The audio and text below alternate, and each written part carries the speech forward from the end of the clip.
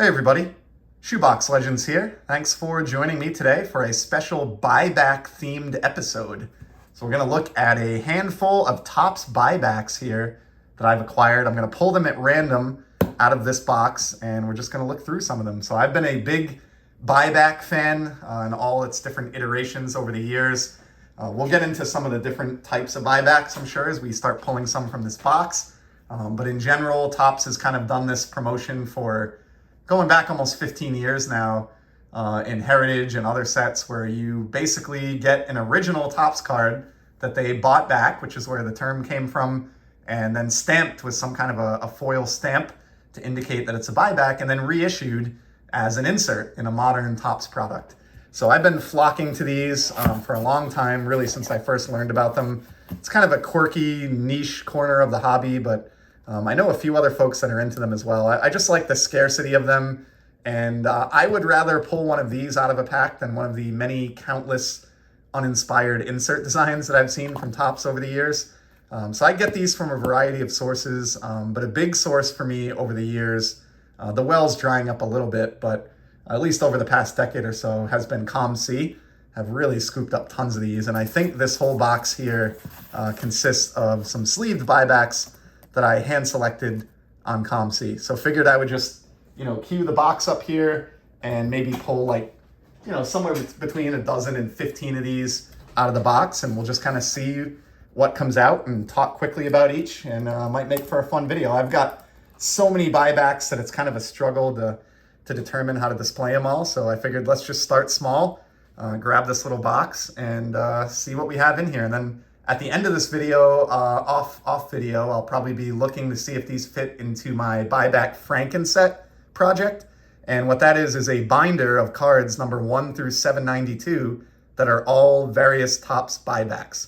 So kind of making a mixed set of Topps buybacks from through the years. And the first candidate will be this Jose Martinez from 1970 Topps. This is a Heritage box topper buyback. You can tell because in Topps Heritage, they use this 50th anniversary stamp every year. And the way these would work is if you bought a hobby box of Topps Heritage, you would get a single 1-card pack on the top of the box above the normal Heritage packs that would contain just one single buyback card from the year that Topps Heritage is mimicking in that particular year. So this would have been, this one here would have been found in 2019 Topps Heritage, being a 1970 card, and just really nice looking photo. I'm a sucker for the Heritage buybacks in general. So if I can find one of these that I don't already have, or even that I do, and at a price point of like $1 or less, I tend to just suck them up. So that's probably what happened with that Jose Martinez there. And in addition to the Frankenset, I'm working on a separate Z Folio that contains nothing but Heritage box topper buybacks. So one way or another, this card is either heading into the Frankenset or heading into a Z Folio. Here's another one. This is Greg Olson on 1990 Topps, and this is from the 2017 Rediscover Topps buyback program. 2017, this Rediscover program was the most prevalent that buybacks have ever been. So in 2017, this promotion from Topps kind of ran across all different Topps products. Many other years, you could only pull the buybacks in Heritage or Flagship, but in 2017, they included these Rediscover buybacks across a large portion of their product portfolio. You could even pull a card like this from like an Allen and Ginter pack, for example. And the reason I picked this Greg Olson up, because I'm just crazy apparently, or I like starting on projects that I can never finish.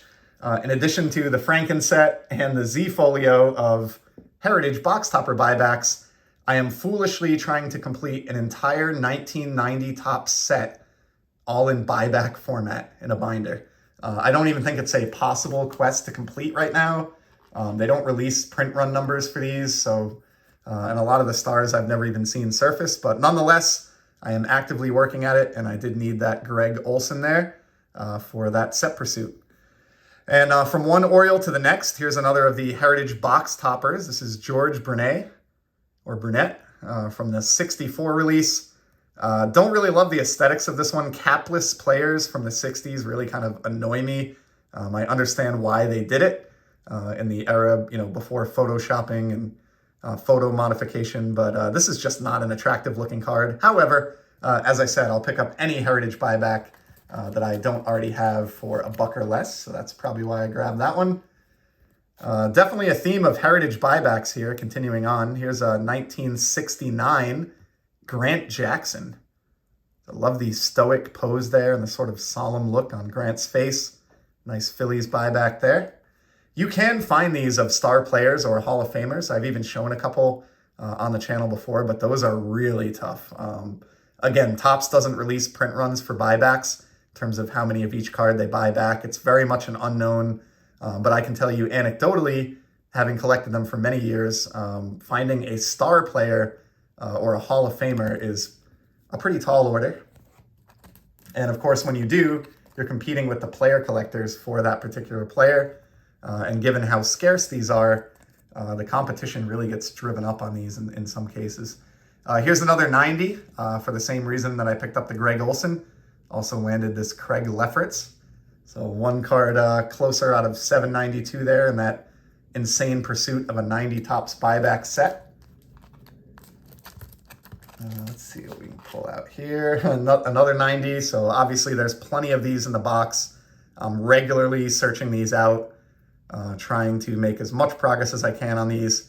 Don't think I'll ever finish this. If I do, it might be, another, 15 years or, even longer than that from now, 18 years from now when they finally get around to doing 1990 Topps in Heritage format. Maybe I'll get some more of the stars I'm missing, but for now I'll suck up the commons as I run across them. Here's a nice Twins Heritage buyback, also from 1970 originally. Tom Tuschinski, catcher for the Twins. Don't know the first thing about him, but love the image there with the catcher mitt. And let's just do a few more here. We're at the 7-minute mark. I'll try to go to at least 10 minutes. This one you can tell I picked up a little more recently because it's got the annoying white paper backing from ComC that they use for their inventory now. This is a 68 Topps card initially of Dan Osinski of the Red Sox. Love the green monster background. Those of you with a keen eye will notice this foil stamp's a little bit different. So this is a Topps original buyback. Let me see if I can get this to focus. And these were issued in 2015. So you could pull these in, I believe it was 2015 Topps Update. They would issue these. If you bought a hobby box, you would get anywhere from maybe like 3 to 6 buybacks. I did bust a hobby box of 2015 Update back in the day, and I think I got about half a dozen of these. So pretty nice Red Sox card there of Dan Osinski. And so yeah, the Heritage buybacks are the ones that have been around the longest. They've existed, going all the way back to like 2008 Topps Heritage, I think, or somewhere thereabout. So about 15 years almost of Heritage buybacks. The other buybacks really kind of rose to prominence between like 2014 and 2017, and then have kind of died out since then. Here is an absolute winner, and I think we're actually going to stop the video on this card because I can't imagine we're going to top this, but I have always loved this image of Carlton Fisk from the 1991 Topps set. You've got the ball coming in, play at the plate is imminent, I should say. You've got Cecil Fielder chugging towards home, and he's somebody that you don't want to see running at you full speed if you're Carlton Fisk. His teammate in the background is telling him to get down into a slide. Fisk is ready to accept the ball. This is like the moment right before impact. Just one of the examples of 1991 Topps at its finest. I have no idea, as I said, how many of these were, redistributed as buybacks, but I can tell you this is a pretty rare Fisk card. You can see the silver Rediscover stamp there. That was something that only happened in 2017 with the Rediscover program. They did different colors of foil. So you can see this Greg Olson has a bronze foil, which means it's a little more plentiful than this Carlton Fisk, which is a silver foil. Now, in typical confusing Topps fashion, they released some cards with multiple foil. So like maybe there's 10 of this Greg Olson all in a bronze, but there's only 3 or 4 of this Greg Olson in a silver foil. So there are different degrees of rarity with the 2017 Rediscover program. But this is definitely a primo buyback here. And even if this one for some reason didn't make the Franken set, which I would find hard to believe based on that image being a favorite of mine. This is a card that I would gladly put into a one-touch and just sort of admire. I like this for the same reason that I would like a Desert Storm parallel of this card. I just love scarce parallels, and you can go on, anyone can go on Sport Lots or ComC or eBay and get a copy of this 91 Carlton Fisk for 30 cents or something like that. But I bet you couldn't go out there right now and find a buyback version of this Carlton Fisk probably anywhere. So just kind of a cool way to sort of reappreciate some of the normally easier to acquire cards of our youth. And that's one of the reasons, one of the many reasons that I enjoy buybacks as much as I do. So as I usually have a habit of doing, I've sort of droned on here. So we only got through about 9 or 10 cards, but we're at the 11-minute mark. So I'm going to call it here. As you can see, if there's any interest, I can certainly do more buyback installments in the future. I've got dozens more just in this box alone. And I have to be honest with you, this is one of probably a dozen or more boxes like this that I have completely chock full of, unprocessed buybacks for my various buyback projects. So I hope you enjoyed these. I know they're a little bit obscure, but I really love them.